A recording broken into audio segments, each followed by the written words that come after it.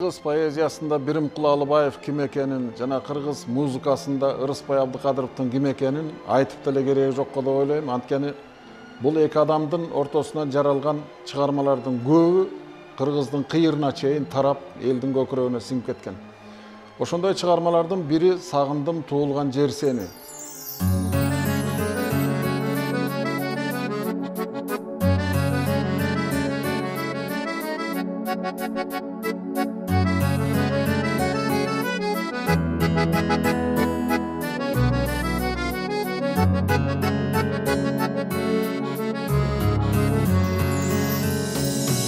Bayım tartıp alıstan, unutup bardık derseni, saroru dolup ansızdan, sağındım tulgan cer seni, saroru dolup ansızdan,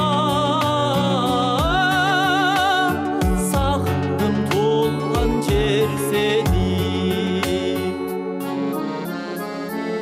Kanatım olsun